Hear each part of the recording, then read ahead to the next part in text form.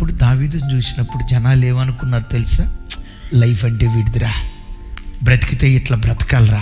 బాబా, దేవుడైన యెహోవా దావీదునకు నలుదిక్కుల నెమ్మది కలుగు చేశాడు. శత్రువుల మీద విజయం. ఎంత నెమ్మది, ఎంత హాయి అంటే దావీదు చూసిన ప్రతివాడు లైఫ్ అంటే వీడిదిరా, బ్రతికితే ఇట్లా బ్రతకాలరా, ఏమి హాయితో కూడుకున్న జీవితంరా అని దావీదును కూర్చొని అనుకున్నారు. కానీ ఏం జరిగిందో తెలుసా? దావీదు ఒకసారి మిద్దె మీద నుండి బత్షెబను చూసి హద్దు మీరాడు.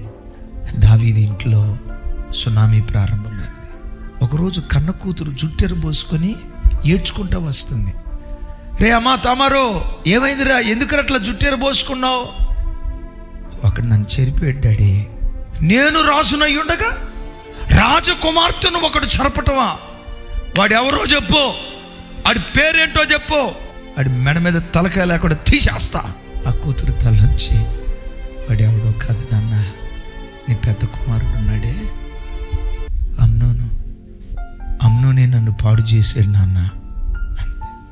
ఆ మాట విని బైబిల్లో ఉన్న విచిత్రమైన మాట ఏంటో తెలుసా? దావీదు మిగుల కోపపడి మౌనం అయిపోయాడు అని రాసింది. ఎందుకు మౌనం అయ్యాడో తెలుసా?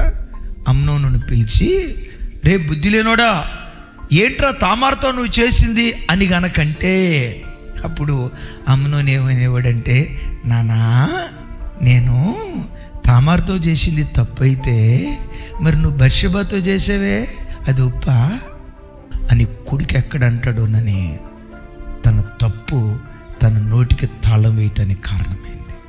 ఒక తల్లిగా నువ్వు తప్పు చేస్తే, తల్లిగా బ్రతకాల్సిన రీతిలో బ్రతకుండా నీవు తప్పటడుగు వేస్తే, రేపెప్పుడైనా నీ కూతురు తప్పు చేసినప్పుడు నువ్వు గద్దించలేని అసమర్థురాలుగా మిగిలిపోతావు.